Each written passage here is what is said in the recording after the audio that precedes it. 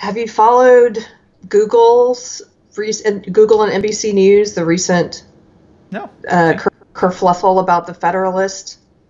Oh, I No? mean, I paid attention to the Federalist, so they yanked the ads from the Federalist and Zero Hedge, Yeah, I think, last week, and Zero Hedge. they said that they were going to hold the Federalist accountable for comments, even the comment Yeah, section, which is rich coming from the company that owns YouTube. yeah. They're going to hold them responsible for the comments section. I don't know how. I mean, hypocrisy is Rules, it's obvious. like Is there rules a for development thee, but there, not or for me. No, I mean, it's just another story that we haven't covered yet of the continuing progression of censorship from big social.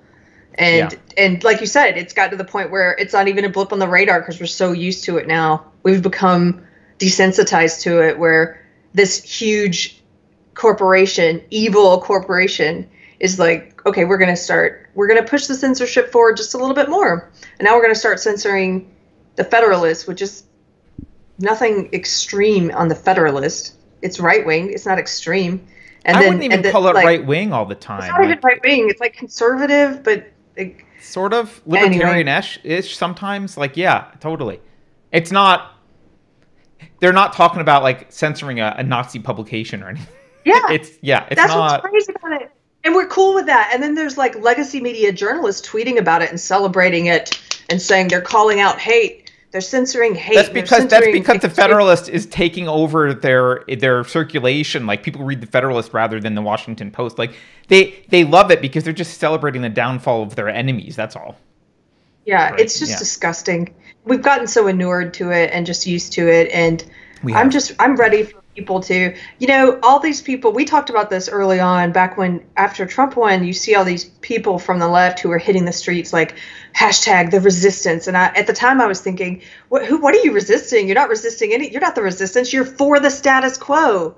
You're for the mainstream culture. That's what you're for. You're resisting one candidate, one politician that you don't like becoming president. One, but all of culture, all of academia, all of the social media companies agree with you. How are you the resistance? You are the status quo. And now we're really seeing that come into fruition. Now that this my old belief system has become so dominant culturally, I've seen people pointing out. I think Melissa Chen was one of the ones maybe it was Melissa Chen pointed out that you are not resisting anything. You are not the pushback. You are not the rebels.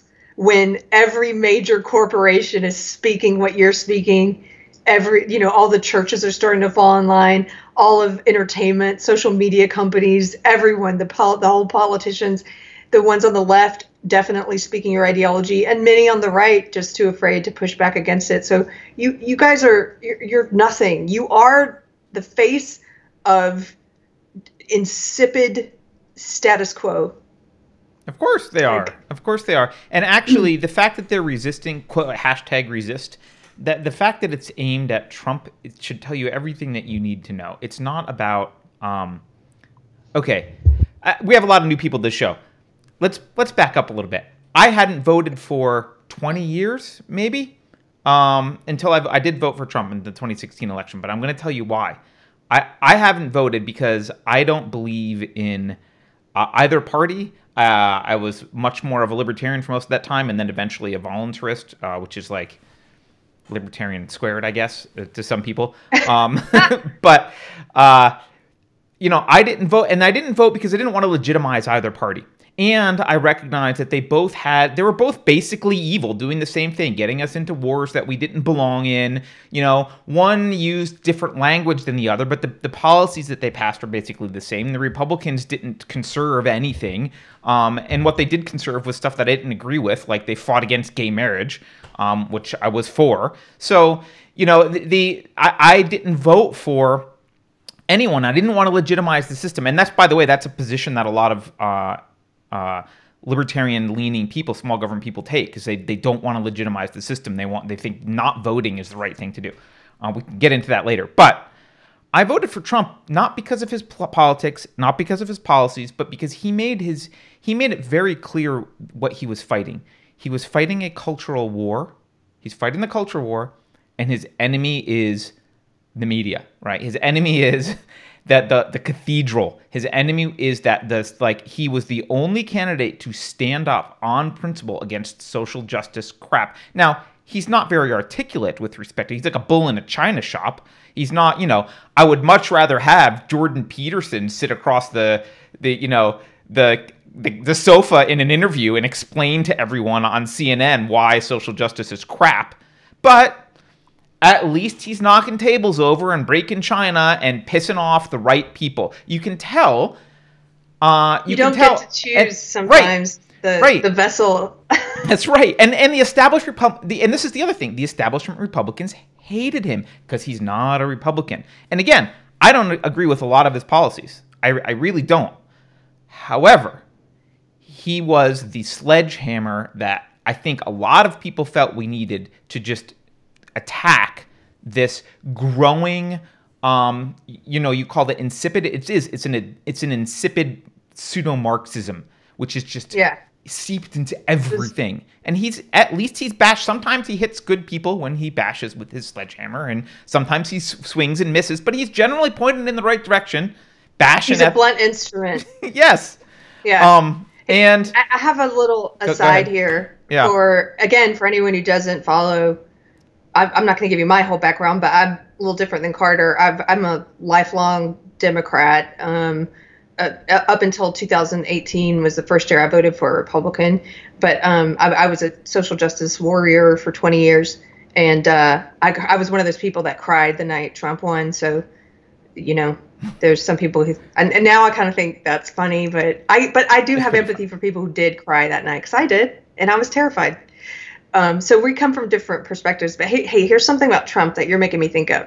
I'm also a pretty new Christian, and Carter's an atheist, but he humors me once in a while. This verse made me think of Trump when I read it a couple months ago. But God chose what is foolish in the world to shame the wise.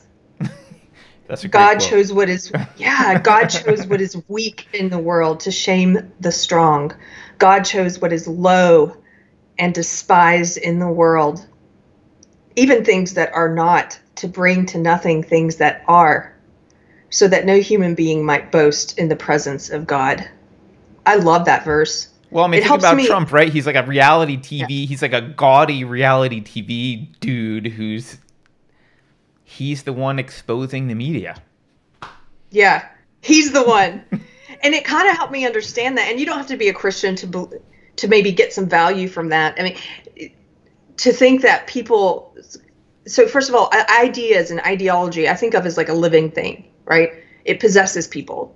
Like, Marx is dead, but Marx's ideas live on, and they evolve and grow and change. And now they are currently, there's this SJW belief system is this social justice stuff. It's basically a form of Marxism that has evolved to be about power and identity.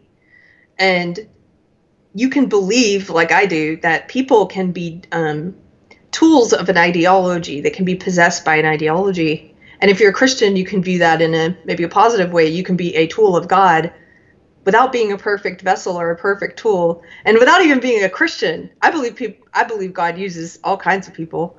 Well, certainly, I believe lots of people are tools. Yeah. Okay. Sorry, I had to say it. Yes. Anyway, thanks for humoring me with that. No, Carrie, this is that was a great segue to a super chat that Blackbeard had. Thank you, Blackbeard. He says, I'm honestly starting to believe this ideology is a mind virus that downloads itself and destroys your ability to use logic and reason. You're believing that, Blackbeard, because it is a mind virus that downloads itself and destroys your ability to use logic and reason. That's exactly what it is. It does that. Exactly. It's necessary for propagation to disable the defense mechanism of the host, and reason and logic are the primary defense mechanisms of a rational mind, so they've got to be disabled. But yeah, I mean, I just look, this wasn't I didn't mean to like rant it's not a pro-Trump rant, but I do want to say, like, for me, this has never been about politics. This is about culture. This is about philosophy, and I don't have a problem with people who hate Trump and won't vote for Trump. Like, I get it. I don't like a lot about Trump either. We have a difference of opinion maybe on tactics for what to move forward. I mean, some people we have fundamental differences of opinions morally.